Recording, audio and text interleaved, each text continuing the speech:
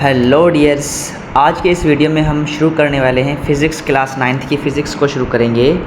तो सबसे जो पहला लेक्चर होगा हमारा वो होगा फ़िज़िक्स के ऊपर, मतलब कि इंट्रोडक्शन ऑफ फ़िज़िक्स का इंट्रोडक्शन पढ़ेंगे और कुछ फ़िज़िकल क्वांटिटीज़ एंड ब्रांचेस के बारे में पढ़ेंगे। तो चलिए बात करते हैं पहले फ़िज़िक्स के ऊपर। So what is physics? तो सबसे पहले हम देखेंगे कि फ़िज़िक्स जो हैं वो क्या है। फ़िज़िक्स का मतलब होता है स्टडी ऑफ नेचर। फ़िज़िक्स का मतलब क्या होता है? Study of nature. ये होता है फ़िज़िक्स की वर्ड की meaning, study of nature. Okay, उसके बाद देखें कि वर्ड जो है फ़िज़िक्स वर्ड एक ग्रीक वर्ड होता है जो फिज़िक्स से लिया गया है, जिसका मतलब होता है नेचर और नेचुरल साइंस। क्योंकि फ़िज़िक्स एक साइंस की ब्रांच है। फ़िज़िक्स क्या है? Physics is the branch of science. Okay, और ये फिज़िक्स ग्रीक वर्ड से लिया गया है जिसका मतलब होता है नेचर और नेचुरल साइंस। अंडरस्टैंड? बहुत सिंपल था। अब इसकी डेफिनेशंस की पे बात करें तो study of matter, energy and fundamental forces के बारे में, जो भी नेचर की फंडामेंटल फोर्सेस हैं उनके बारे में, और मैटर एंड एनर्जी के बारे में, और बिहेवियर ऑफ द यूनिवर्स का बिहेवियर, मतलब आप रोज़ जो भी देखते हो, मोटर बाइक्स कैसे चलती हैं, आप कैसे काम कर रहे हो, ये यूनिवर्स कैसे चल रहा है, मतलब सारा का सारा बिहेवियर ऑफ द यूनिवर्स जब हम स्टडी करेंगे, एटम से लेके बड़ी बड़ी गैलेक्सीज तक जो भी स्टडी होगी वो सारी की सारी फिज़िक्स में होगी। कहाँ पर होगी? फिज़िक्स में। अब ये दो जो आप मतलब ये जो डेफिनेशन है, ये डेफिनेशन आपके बुक में है और ये डेफिनेशन मैं अपने तरफ से आपको बता रहा हूँ, एक बोनस टिप है। ओके, फ़िज़िक्स क्या होती है? Physics is the branch of science which observe. अब फिज़िक्स क्या है? सबसे पहले तो देखो, सब कुछ आप फिज़िक्स को पढ़ लेते हो लेकिन आपको ये नहीं पता होता कि फ़िज़िक्स एक्चुअली में है क्या। तो सबसे पहले आपको क्या करना है? फ़िज़िक्स पे मतलब अबूर हासिल करना है कि फ़िज़िक्स का इंट्रोडक्शन क्या होना चाहिए। मतलब कोई आपसे पूछे कि डिफ़ाइन द फिज़िक्स, तो आपको ये डिफ़ाइन करना आना चाहिए कि फ़िज़िक्स होता क्या है। फ़िज़िक्स के न्यूटन के लॉ भी पता है, न्यूटन के जो लॉज होते हैं वो पता हैं, फोर्स पता है, सब कुछ पता है, रेस्ट मोशन पता है सब, लेकिन आपको फ़िज़िक्स ही नहीं पता, फ़िज़िक्स की डेफिनेशन ही नहीं पता, रट्टा मार के बैठे हुए हैं। तो इसलिए सबसे पहले क्या करना है, आपने ये बताना है कि फ़िज़िक्स क्या है। फ़िज़िक्स है branch of science which observe the nature. वो क्या करती हैं? नेचर को ऑब्ज़र्व करती हैं और उसको मैथमेटिकली शेप में लाके आपको दिखाती हैं। क्या करती हैं? मैथमेटिकली शेप में लाके दिखाती हैं। जैसे आपका ग्रेविटेशनल लॉ हो गया। ग्रेविटेशनल लॉ में क्या होता है कि न्यूटन ने बताया कि एक अर्थ जो है वो सन के अराउंड में कैसे घूम रही है। What force that rotate the earth around the sun, मतलब कौन सी ऐसी फोर्स होती हैं जो अर्थ को सन के अराउंड में रोटेट करा रही है। तो ये जस्ट एक क्या है? एक कुदरत का फिनोमिना है कि अर्थ जो है वो सन के अराउंड रोटेट कर रही है, लेकिन मैथमेटिकली शेप में अगर हम ला के उसको स्टडी करेंगे तो ये फिज़िक्स की वजह से ही पॉसिबल होता है। तो फिज़िक्स क्या है? एक साइंस की ब्रांच है जो क्या करती हैं? नेचर को ऑब्ज़र्व करती हैं और नेचर को ऑब्ज़र्व करने के बाद उसको मैथमेटिकली शेप में लाके हमें क्या करती हैं? दिखाती हैं, एक्सपेरिमेंट और कंक्लूड के साथ, मतलब उसके नतीजे और उसका एक्सपेरिमेंट करके हमें दिखाती हैं। सही, ये होता है फिज़िक्स का एक्चुअल मकसद। ओके, या हम सिंपल वर्डिंग में ये बोलें कि interaction of matter into energy, मतलब मैटर का एनर्जी में कन्वर्ट होना, एनर्जी का मैटर में कन्वर्ट होना। ठीक है, ये भी एक फ़िज़िक्स की सिंपल एंड सादी सी डेफिनेशन है। तो ये था फ़िज़िक्स का इंट्रोडक्शन। क्या था? फ़िज़िक्स का इंट्रो था। अब चलते हैं, कुछ ब्रांचेज़ हैं फ़िज़िक्स की आपकी बुक में। सो ब्रांचेज़ क्या हैं? सबसे पहली ब्रांच है आपकी मैकेनिक्स। क्या है? मैकेनिक्स। तो मैकेनिक्स में क्या होता है? Study of motion and laws of motion. पहले हम क्या करते हैं? मोशन के बारे में पढ़ते हैं, उसके बाद लॉज ऑफ मोशन, क्योंकि लॉज ऑफ मोशन में आ जाती हैं आपकी फोर्स। कौन आता है? लॉज ऑफ मोशन में आता है फोर्स। कौन आता है? फोर्स आता है। और मोशन, ओनली द मोशन, सिर्फ मोशन के बारे में कि हरकत क्यों हो रही है, बॉडी मूव कौन करा रहा है, ये नहीं, मोशन कैसी हो रही है, क्यों हो रही है, कितनी हो रही है, ये सारी की सारी बातें जो हैं हम कहाँ पर पढ़ेंगे? हम पढ़ेंगे काइनेमेटिक्स में, और laws of motion and force के साथ साथ। मतलब लॉज ऑफ मोशन और फोर्स को हम साथ क्यों पढ़ें? क्योंकि फोर्स जो है वो आपकी मोशन का काज होता है, मोशन का सबब होता है। बात समझ में आ रही है? तो मतलब कि ओवरऑल क्या होगा कि motion and laws of motion के बारे में जब हम स्टडी करेंगे तो वो ब्रांच कहलाती है मैकेनिक्स। अब मैकेनिक्स की फर्दर 2 ब्रांचेज़ हैं। मैकेनिक्स की कितनी ब्रांचें हैं? मैकेनिक्स की फर्दर 2 ब्रांचेज़ हैं, जिसमें हम क्या करते हैं? जिसमें हम पढ़ते हैं किसको? Motion and laws of motion and forces के बारे में। अब मैकेनिक्स की 2 ब्रांचेज़ कौन सी हैं? मैकेनिक्स की 2 ब्रांचेज़ हैं, एक है आपकी काइनेमेटिक्स, दूसरी है डायनामिक्स। काइनामेटिक्स में ओनली मोशन होगा, डायनामिक्स में होगा मोशन एंड फोर्स। ओके, तो ये आगे हम चल के आपका सेकंड और थर्ड चैप्टर जो है ये काइनामेटिक एंड डायनामिक ही है, उसको पढ़ लेंगे। ओके, अब चलते हैं थर्मोडायनामिक्स पे। किस पे चलते हैं? थर्मोडायनामिक्स पे। थर्मोडायनामिक्स क्या होता है? थर्म का मतलब होता है हीट, थर्म का मतलब क्या होता है? हीट। एंड डायनामिक का मतलब होता है मोशन, डायनामिक का मतलब क्या होता है? मोशन। तो थर्मोडायनामिक में हम क्या करेंगे? हीट के फ्लो के बारे में, मतलब हीट की मोशन, मतलब हीट जो है वो कैसे फ्लो करती हैं। हीट कैसे फ्लो करती हैं? हीट फ्लो करती हैं लो कंसनट्रेशन की तरफ, मतलब हाई कंसंट्रेशन से लो कंसंट्रेशन की तरफ। मतलब आपने क्या किया? एक आपने रोड उठाई, क्या की? आपने एक रोड उठाई, और रोड उठाने के बाद आपने क्या किया? उस रोड को आपने गर्म किया। उस रोड को क्या किया आपने? जैसे आपको ये यहाँ पर रोड मिल रही है, ठीक है। अब ये रोड है, मतलब लोहे की रोड हो या आयरन का एक कोई ब्लॉक हो या आयरन कोई भी चीज़ आयरन की हो, ठीक है। आपने क्या किया? उस आयरन की चीज़ को इस आग पे रखा, इस आग पे आपने क्या करा? उस आयरन की रोड को रखा, और आयरन की रोड यहाँ से गर्म होना शुरू हो गई। यहाँ से गर्म होना शुरू हो गई तो आप यहाँ पे, आपने यहाँ इस साइड पे पकड़ा हुआ है, आपने इस साइड पे क्या हुआ है? उस रोड को हाथ से पकड़ा हुआ है, और यहाँ से आप गर्म कर रहे हो, इस साइड से आप गर्म कर रहे हो। जब आप इस साइड पे गर्म कर रहे हो तो आपको पता है कि ये चीज़, ये साइड जो है, ये साइड आहिस्ता आहिस्ता गर्म हो जाएगी।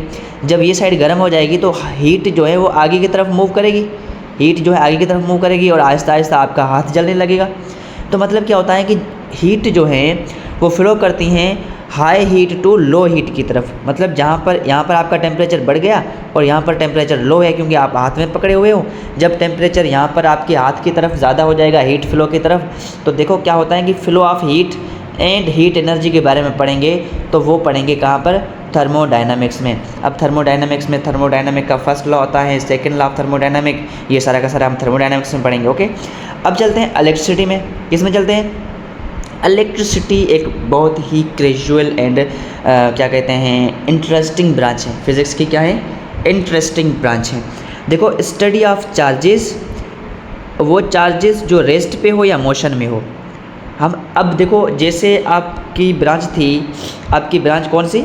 मैकेनिक्स की। मैकेनिक्स में हम क्या करते थे? Motion and laws of motion के बारे में पढ़ते थे।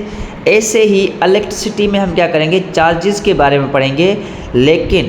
लेकिन वो जो चार्जेस होंगे, वो चार्जेस चाहे रेस्ट में हो या मोशन में हो। मोशन में होंगे तो इलेक्ट्रोडायनामिक्स, अगर रेस्ट में होंगे तो इलेक्ट्रोस्टैटिक। ये इलेक्ट्रिसिटी की दो ब्रांचेज हैं। क्लास मेट्रिक में आके आपको पढ़ा लूँगा, सही है। तो अभी से आपने याद रखना है कि इलेक्ट्रिसिटी में हम क्या करते हैं? चार्जेस के बारे में पढ़ते हैं जब चार्जेस आपके रेस्ट या मोशन में हो, या चार्जेस मूव कर रहे हो। जब चार्जेस मूव करते हैं तो उसे हम कहते हैं डायनामिक चार्ज। जब चार्ज रुका हुआ होता है, रेस्ट में होता है, तो उसे हम कहते हैं स्टैटिक चार्ज। क्या कहते हैं? Static charge. ओके, तो अब चलते हैं मैग्नेटिज्म पे। किस पे चलते हैं? मैग्नेटिज्म। मैग्नेटिज्म क्या होता है? मैग्नेटिज्म होता है स्टडी ऑफ मैग्नेट। मैग्नेट होता है चकमक, जो एक लोहे की चीज़ को अट्रैक्ट करता है अपनी तरफ, या एक मैग्नेट दूसरे मैग्नेट को अट्रैक्ट करता है। Magnetic properties of the material. हम मैग्नेटिज्म में क्या करेंगे? मैग्नेट को पढ़ेंगे और मैग्नेटिक प्रॉपर्टीज़ ऑफ मटेरियल। देखो, आप मैग्नेट को लेके आओ, मैग्नेट लाने के बाद लाएंगे तो क्या वो जो मैग्नेट होगा वो रबड़ को खींचेगा? नहीं खींचेगा। क्यों रबड़ को नहीं खींचेगा? रबड़ या प्लास्टिक को आपका मैग्नेट नहीं खींचेगा, नहीं अट्रैक्ट करेगा। क्यों नहीं करेगा भाई? क्योंकि रबड़ के पास या आपका जो वो प्लास्टिक होता है उसके पास मैग्नेटिक प्रॉपर्टीज़ नहीं है। क्या नहीं है? मैग्नेटिक प्रॉपर्टीज़ नहीं है। मैग्नेट उसे खींचेगा जिसके पास मैग्नेटिक प्रॉपर्टीज़ होगी। बेटा, मैग्नेट ऐसे नहीं कि हर चीज़ को खींच रहा है, आपकी तरफ नहीं है कि जो चीज़ फ्री में मिल जाए उसे खींच लो, ऐसा नहीं होता है। ठीक है, मैग्नेट किसे खींचेगा? जिसके पास मैग्नेटिक प्रॉपर्टी हो। ऐसे नहीं कि जो मन कहा उसको खींच लिया, नहीं। मैग्नेटिक प्रॉपर्टीज़ के बारे में पढ़ेंगे और मैग्नेट के बारे में पढ़ेंगे। कहाँ पर पढ़ेंगे? मैग्नेटिज्म में पढ़ेंगे। Okay, understand. ये थी 4 ब्रांचेज। अब चलते हैं नेक्स्ट जो मतलब की ब्रांचेज है फिजिक्स की, उसे हम कहते हैं एटॉमिक फिजिक्स। क्या कहते हैं? अब जो नेक्स्ट ब्रांच है हमारी एटॉमिक फिजिक्स है। अब वर्ड एटम से समझ गए होंगे, एटम से रिलेटेड हम तो इसमें हम कुछ नहीं पढ़ेंगे। इसमें हम क्या पढ़ेंगे? Composition, structure and properties of atom. इसमें हम क्या करेंगे?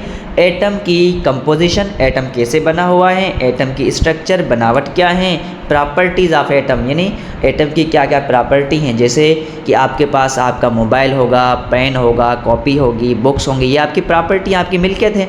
ऐसे ही एटम के पास क्या क्या है, जैसे न्यूट्रॉन होता है, प्रोटॉन होता है, इलेक्ट्रॉन होता है, ये उसकी प्रॉपर्टी है ना भाई। एटम के पास कौन सा माल मिल्कियत होगी, वही प्रॉपर्टी है जो उनके पास इलेक्ट्रॉन, प्रोटॉन, न्यूट्रॉन है, सब एटॉमिक पार्टिकल्स। ओके, तो इनके बारे में हम जब स्टडी करेंगे तो एटॉमिक फिजिक्स में करेंगे। कहाँ पर करेंगे? अब एटॉमिक फिजिक्स की एक फर्दर ब्रांच है न्यूक्लियर फिजिक्स, क्योंकि न्यूक्लियस किस में होता है भाई, एटम में होता है ना। तो एटम न्यूक्लियर फिजिक्स में क्या होता है, न्यूक्लियर फिजिक्स जो है वो structure, behaviour and interaction of nuclei. Atom का जो न्यूक्लियस होता है ना, उसमें बहुत सी चीज़ें होती हैं, ठीक है। तो एटम के न्यूक्लियस पे एक अलग से फिजिक्स बनी हुई है, न्यूक्लियर फिजिक्स। मतलब कि एटम का न्यूक्लियस भी एक बहुत बड़ी कहानी है अपने अंदर की। ओके, तो न्यूक्लियर फिजिक्स जो है उसमें हम क्या करेंगे, study of structure, behaviour, interaction of the atomic nuclei. Okay, atom के न्यूक्लियस के बारे में पढ़ेंगे। कहाँ पर? न्यूक्लियर फिजिक्स में। अब चलते हैं ऑप्टिक्स की तरफ। ऑप्टिक्स होता है आपका लाइट के बारे में। किसके बारे में? Study of aspect of the light and it's property with help of optical instrument. Okay, अब देखो यहाँ पर आपको एक पिक्चर नज़र आ रही होगी जी। अब यहाँ पर देखो लाइट रेज निकल रही हैं, ये सारे के सारे इंस्ट्रूमेंट रखे हुए हैं, जैसे लेंसेज हो गई, ग्लासेस हो गई, ये सारी की सारी ऑप्टिक्स में आती हैं, ऑप्टिकल इंस्ट्रूमेंट होते हैं। ऑप्टिक्स में हम क्या करेंगे, light and properties of light, light के बारे में पढ़ेंगे, एंड लाइट की प्रॉपर्टीज़, लाइट कैसे बिहेव करती हैं, ये सारी की सारी चीज़ें कहाँ पर पढ़ेंगे, ऑप्टिक्स में, ठीक है। उसके बाद आता है आपका साउंड। साउंड क्या होता है भाई, आप मेरा आवाज़ सुन रहे हो, नहीं सुन रहे हो? हाँ, सुन रहे हो? पढ़ाई कर लो, आवाज़ सुन रहे हो, नहीं सुन रहे हो? हाँ, तो सुन रहे हो। तो देखो ये साउंड, साउंड क्या होता है? साउंड होती है एक एनर्जी। जब साउंड का चैप्टर आएगा मैट्रिक क्लास का सेकंड जो होता है चैप्टर, वहाँ पर पढ़ लेंगे। अब अभी आपको क्या करना है, साउंड की ब्रांच को देखना है। साउंड की ब्रांच में क्या करेंगे हम? साउंड की ब्रांच में हम पढ़ेंगे study of production and properties and application of the sound. Okay, इसमें हम क्या करेंगे, साउंड की प्रॉपर्टीज़, साउंड का प्रोड्यूस होना, साउंड की प्रॉपर्टीज़, एप्लीकेशन ऑफ साउंड। जैसे कि लाउड स्पीकर हो गया, लाउड स्पीकर क्या है? लाउड स्पीकर एप्लीकेशन है जिससे आवाज़ निकलती हैं, source of the sounds. Okay, तो ये सारी की सारी स्टडी हम कहाँ पर करेंगे? साउंड में करेंगे। ओके, साउंड की बारे में स्टडी करेंगे तो साउंड में करेंगे। कहाँ पर करेंगे? साउंड में करेंगे। और साउंड को हम दूसरा कहते हैं अकोस्टिक। क्या कहते हैं? Acoustic, ACOUS, acoustic, acoustic. Okay, ACOUSTIC, acoustic. Acoustic physics होती हैं जिसका मतलब होता है साउंड, साउंड की फिजिक्स, साउंड के बारे में पढ़ना। ओके, तो ये थी ब्रांचेज ऑफ साउंड। ये क्या थी? Branches of sound. अब चलते हैं फिजिकल क्वांटिटीज़ की तरफ। किसकी तरफ? Physical quantities. एंड दूसरी होती है नॉन फिजिकल क्वांटिटी। सर हमने तो फिजिकल सुना था, ये नॉन फिजिकल कहाँ से आ गई? तो चलिए नॉन फिजिकल भी समझ में आ जाएगी। फिजिकल क्या होती है पहले ये पढ़ें, उसके बाद नॉन फिजिकल पे आएंगे। तो बेटा देखो, फिजिकल क्वांटिटीज़ तो बहुत सिंपल होती हैं। फिजिकल क्वांटिटीज़ वो जो किसी न किसी इंस्ट्रूमेंट की मदद से हम मेजर कर लें। भाई आपको बुखार कितना है, थर्मामीटर लगाएंगे पता चल जाएगा। थर्मामीटर लगाएंगे पता चल जाएगा ना कितनी गर्मी है या कितना टेम्परेचर है या कितना आपको बुखार है। अगर आपको भूख लग जाए तो कितने रोटियों की भूख है, क्या यह बता सकते हो? नहीं बता सकते ना। तो भूख जो है आपको कितनी है, या आपको प्यास कितनी है, एक गिलास की प्यास है, एक बूंद की प्यास है। आपको जो प्यास है मैं समझता हूँ, लेकिन जो प्यास होती हैं मतलब जैसे कि थर्स्ट, वो हम मेजर नहीं कर सकते ना। जैसे अगर कोई मतलब अब देखो, देखते हैं कि अब ये होती हैं फिजिकल क्वांटिटी। जैसे किसी की हाइट आप मेजर कर सकते हो, मास मेजर कर सकते हो, current, temperature, volume, area, ATC, जो भी चीज़ें किसी न किसी इंस्ट्रूमेंट की मदद से किसी न किसी तरीके से मेजर की जाए उसे हम कहते हैं फिजिकल क्वांटिटीज़। जो चीज़ मेजरेबल हो। मेजरेबल का मतलब क्या होता है?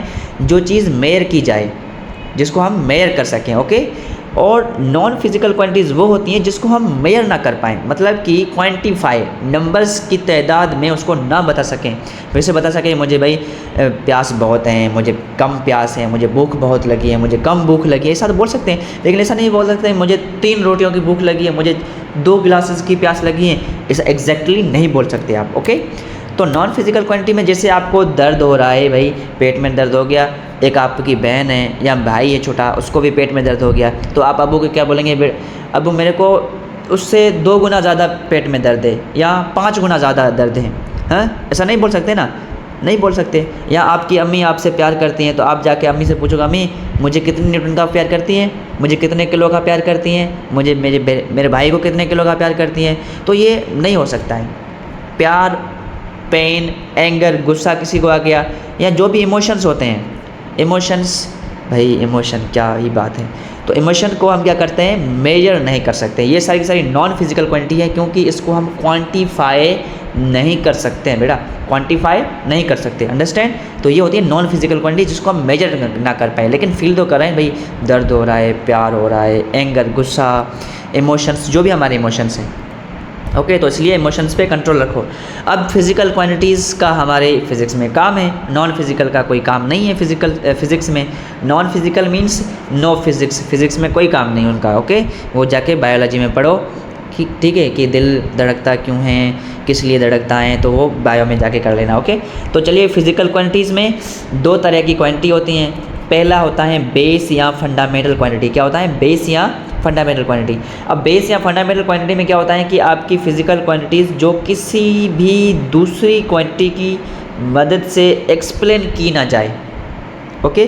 Physical quantity which can not be explained by the other physical quantity, ऐसी क्वांटिटी जो किसी दूसरी क्वांटिटी की वजह से या मदद से हम उसको बयान ना कर पाए, उसे हम कहते हैं फंडामेंटल क्वांटिटीज़। तो ये फंडामेंटल क्वांटिटीज़ कितनी होती हैं ये आपको पता चल जाएगा, ठीक है।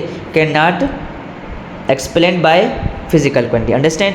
अब दूसरी होती है ड्राइव्ड क्वांटिटी। क्या होती है बेटा, ड्राइव्ड क्वांटिटी। क्या होती है, ड्राइव्ड क्वांटिटी। अब ड्राइव्ड क्वांटिटी क्या होती है बेटा, ड्राइव्ड का मतलब क्या होता है, ड्राइव्ड का मतलब होता है किसी से लिया गया हो, किसी से लिया गया हो, ओके। ड्राइव किया गया हो मतलब किसी से निकाला गया हो, ड्राइव करना मतलब निकालना। तो ये क्वांटिटी जो है वो किसी न किसी की वजह से या किसी न किसी की हेल्प से निकाली गई हैं, ओके। जिससे आपकी बेस या फंडामेंटल होती है ना, उनको क्या किया गया है, बेसिक में रखा गया है कि ये ही चुन के कि ये फंडामेंटल बेस हैं। और ड्राइव्ड ऐसे नहीं होती हैं, ड्राइव्ड जो हैं वो बनती हैं किसी ना किसी 2 फिज़िकल क्वांटिटीज से मिलके। तो देखो यहाँ पर डेफिनेशन में क्या है, physical quantities which are explained on the basis of fundamental quantity, मतलब ऐसी क्वांटिटी जो फंडामेंटल की बेस पे डिफ़ाइन की जाए। मतलब बच्चा है बेचारा किसका, फिज़िकल या फंडामेंटल या बेस क्वांटिटी का, ओके। मतलब ड्राइव्ड क्वांटिटी जो है ये फंडामेंटल या बेस क्वांटिटी की बगैर तो डिफ़ाइन नहीं की जाएगी, अंडरस्टैंड, ओके। चलिए अब देखते हैं फंडामेंटल क्वांटिटी कौन कौन सी होती हैं। ये होती है फंडामेंटल क्वांटिटी। फंडामेंटल क्वांटिटी आपकी होंगी 7, कितनी होंगी, फंडामेंटल क्वांटिटी आपकी होंगी 7 in the SI system, in the SI system. ये याद रखना है, ये जो यहाँ पर लिखा है ना SI यूनिट, ये SI का मतलब होता है सिस्टम इंटरनेशनल। क्या होता है, सिस्टम इंटरनेशनल। तो सिस्टम इंटरनेशनल में क्या होता है कि आपके जो बेस या फंडामेंटल क्वांटिटीज़ होती हैं बेटा वो 7 होती हैं। कितनी होती हैं, 7।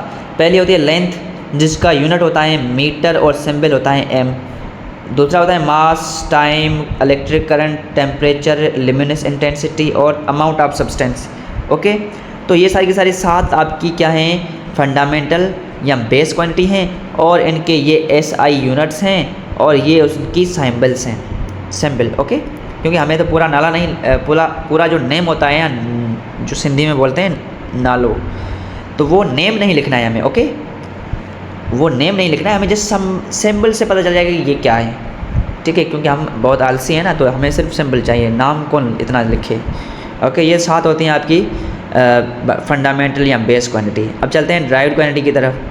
तो ड्राइव्ड क्वांटिटी इनफाइनाइट होती हैं, बहुत सारी होती हैं। फंडामेंटल या बेस को मिलाओगे तो ड्राइव्ड मिलेगी, लेकिन ड्राइव्ड को बनाने के लिए आपको क्या करना होगा, आपको मल्टीप्लाई या डिवाइड करना होगा। क्या होगा, किसी ना किसी फंडामेंटल को, फंडामेंटल या बेस क्वांटिटी को क्या करना होगा, मल्टीप्लाई करना होगा या डिवाइड करना होगा, तब जाके आपको क्या मिलेगी, ड्राइव्ड क्वांटिटी मिलेगी। इसे नहीं कि एडिशन या सब्ट्रैक्शन से मिले, एडिशन या सब्ट्रैक्शन से आपको कभी भी ड्राइव्ड क्वांटिटी नहीं मिलेगी, ये बात याद रखना, ठीक। अब ये क्यों नहीं मिलेगी, ये आगे जब फिज़िक्स में एक्स्ट्रा पढ़ेंगे, आगे जब हम फिज़िक्स का मतलब पोस्टमॉर्ट या सब कुछ आगे जाके पढ़ेंगे, क्यों नहीं होता है, ऐसा क्यों होता है, ये आगे जाके पढ़ेंगे, ओके। तो इसमें ड्राइव्ड क्वांटिटी में देखो पहला होता है आपका वेलोसिटी। वेलोसिटी किसके बराबर होता है? मीटर पर सेकेंड। मतलब वेलोसिटी बराबर होता है आपका डिस्टेंस अपॉन टाइम के। किसके? Distance upon time. डिस्टेंस क्या होती है? लेंथ होता है। लेंथ का यूनिट होता है मीटर, ये मीटर आ गया। उसके बाद टाइम, टाइम का यूनिट क्या होता है? सेकंड, तो ये मीटर अपॉन सेकंड, मतलब मीटर पर सेकंड क्या है? क्या है भाई? ये एक आपका बेस क्वांटिटी है, दूसरा सेकंड भी आपका बेस क्वांटिटी है। तो बेस क्वांटिटी क्या हो रही है? डिवाइड हो रही है ना।